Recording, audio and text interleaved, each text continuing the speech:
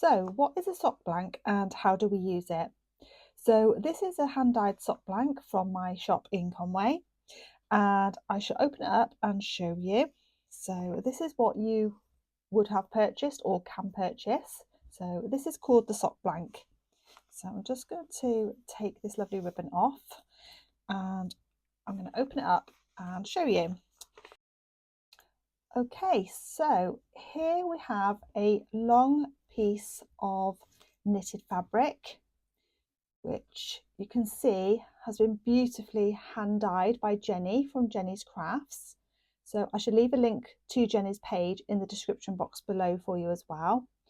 So this has been hand dyed, and how Jenny has done this is she has held two pieces of 4-ply sock yarn together. So this is 25% nylon, 75% wool.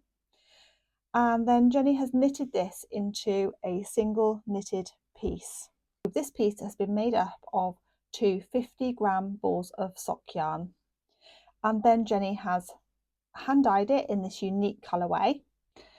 And because of the two-stranded construction, it actually allows us to use this sock blank in two different ways to make our socks. So the first way is that we can knit directly from this sock blank.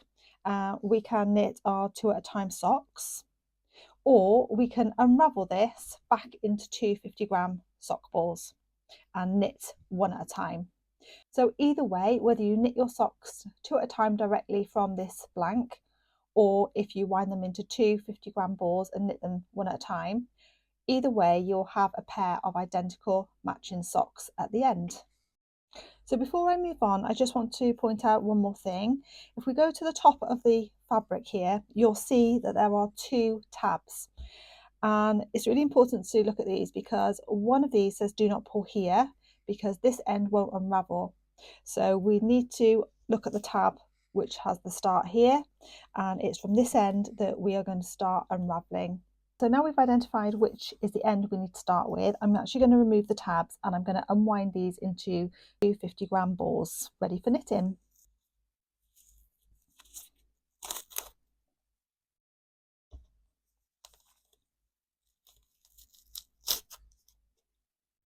Okay, so we're just going to pull gently so our tail pulls through the stitches at the top out to this end here.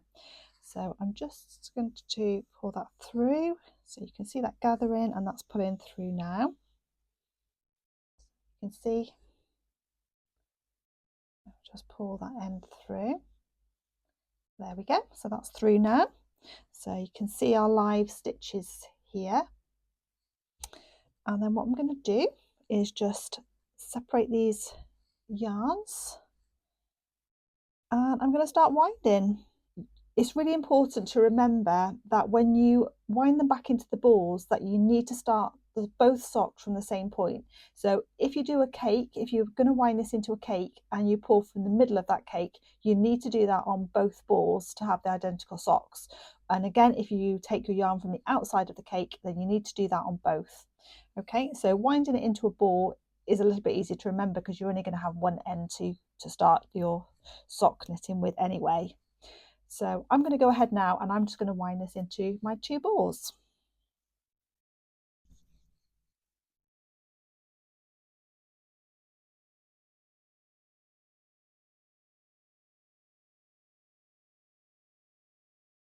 Okay, so I've now taken my sock blank back to the 2 50-gram balls.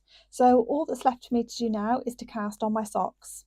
So I really hope you've enjoyed today's tutorial. Don't forget to give the video a thumbs up and do subscribe to the channel for further tutorials. So until next time, happy knitting.